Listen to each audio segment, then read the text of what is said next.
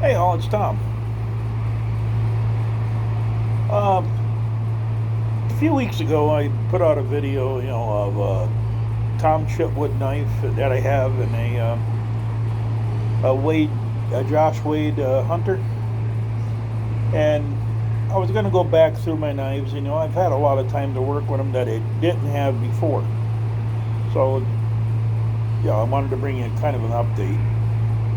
I've gotten rid of a lot of knives, and I'm chasing 60 at the end of the month.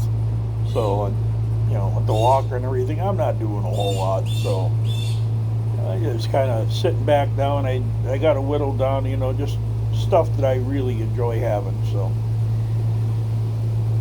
So you get to see the call of the crop, so to speak, on Tom Ritter knives. So, this is one here that I wanted to bring. I showed you this last year, I believe it was, maybe the year before last.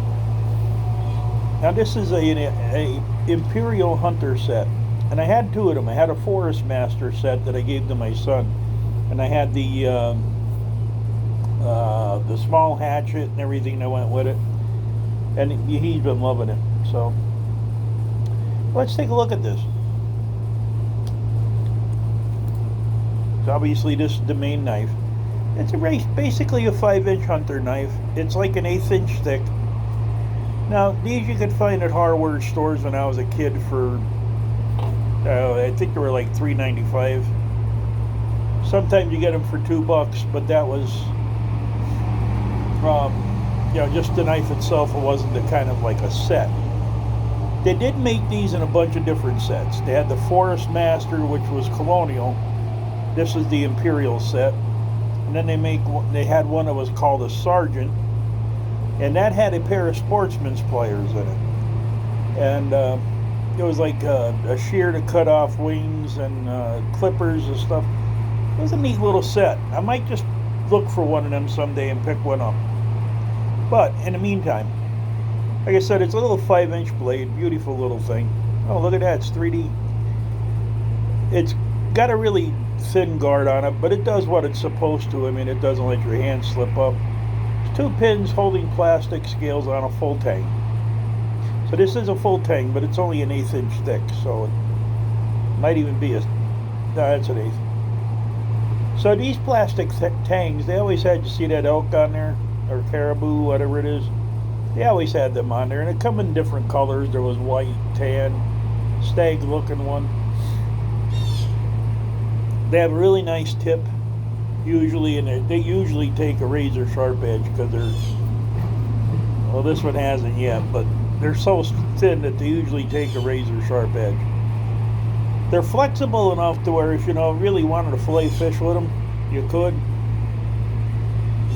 So all in all, it's a beautiful little knife. It weighs next to nothing on your belt. And like I said, I do have a friend of mine that's been using this one particular knife 46 years now. It's a little bit, width-wise, worn down, but it really does hold good on here. So that's the knife.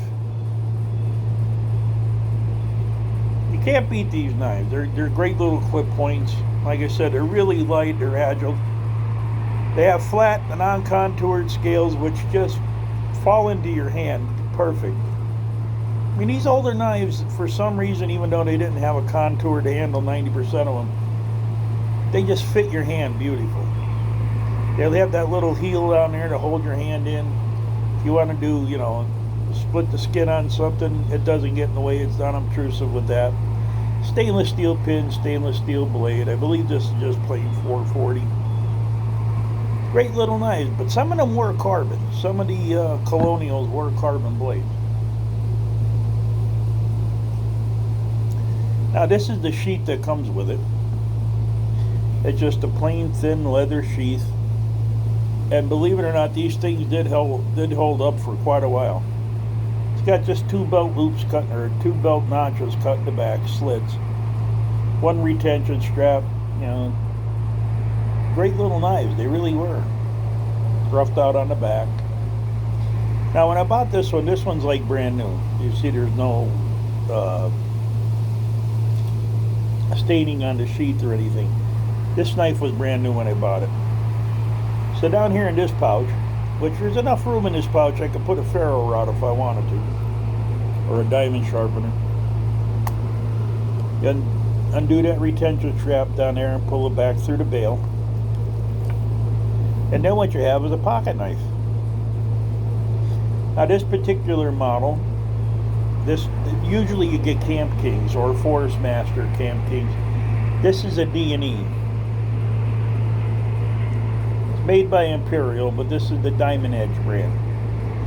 It's kind of like their upper echelon knives.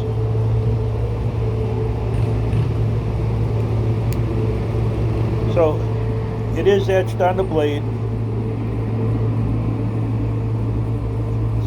Let's try to get it here. Diamond Edge. There's a serial number. It says Providence, Rhode Island, USA. So this is a 60s model. This is an 857 D&E, which stands for Diamond Edge. The reason why they were called the Diamond Edge is because this was some of the first knives that were cut with the diamond cutters. So it does a butter knife blade. That's what they call these, or it's a drop point if you want to get technical. The scales on this knife are wood, real wood. They're not junk wood. They're real wood. 2 pins holding them in. Nice bail in the back, and it is a heavy duty knife. So as you can see, beautiful little pocket knife. We got that on there. We have a Reamer. This isn't an awl. There's no hook or hole in it to sew with. So you see there's a little flat part here. That was actually to so you could get different sizes in your wood or whatever you were doing. Let me grab a piece of wood here.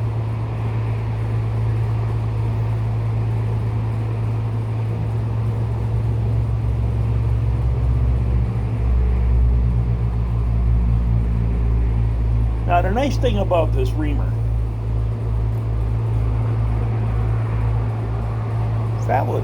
if you're out in the woods, you want to make a spoon. It's got a tiny little flat edge in the front, more of a gouge. So it also doubles as something else besides just a Reamer. Now you see me starting on this, right?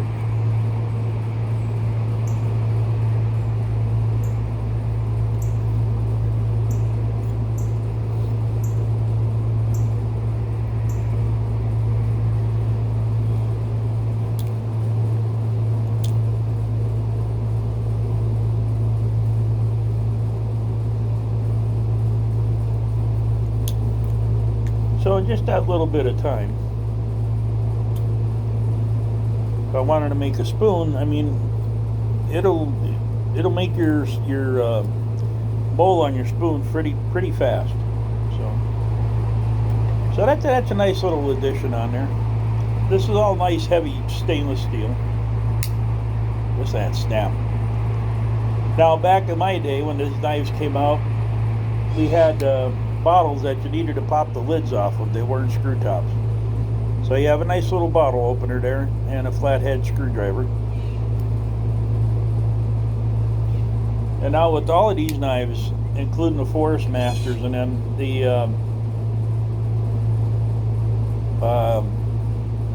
we didn't have ferro rods back in them days, so there wasn't any 90-degree edges really to say, okay, I'm going to use that. They have a can opener, works phenomenal. And the thing I like about these D&E brands, the serial number. It says can opener, P2391732, serial number.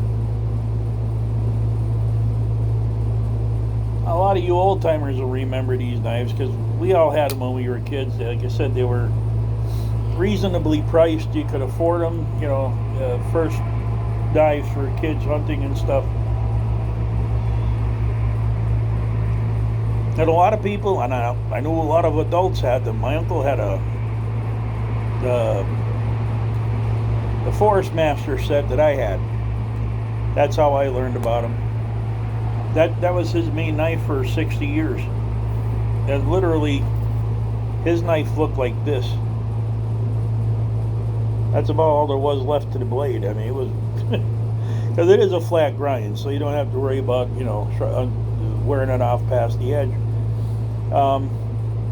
He ground that knife down to almost like a dagger. When he died, that was in his drawer. That was his hunting knife, fishing knife, everything. So,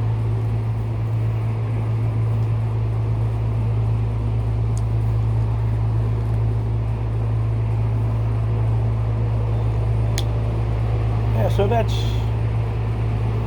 your whole setup there for camping and hunting and everything, fishing, whatever you needed to do. That was great. You had a main knife, had your pocket knife there with all the attachments on, just like a little, you know, Boy Scout knife.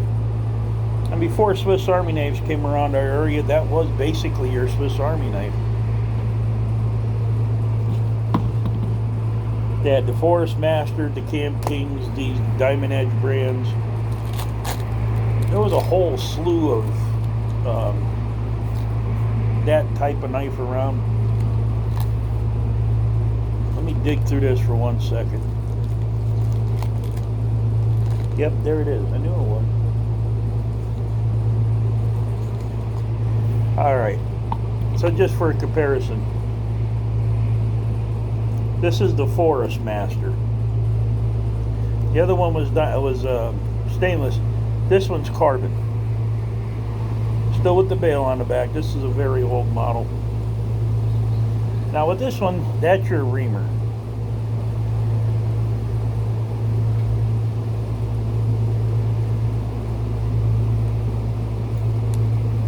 You have your spear point butter knife.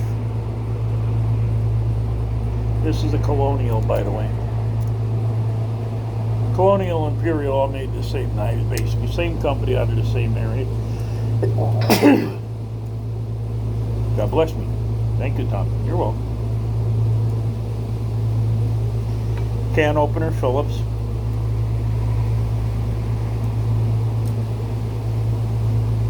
Or a bottle opener, Phillips, I should say. And a can opener. This one's on Mark.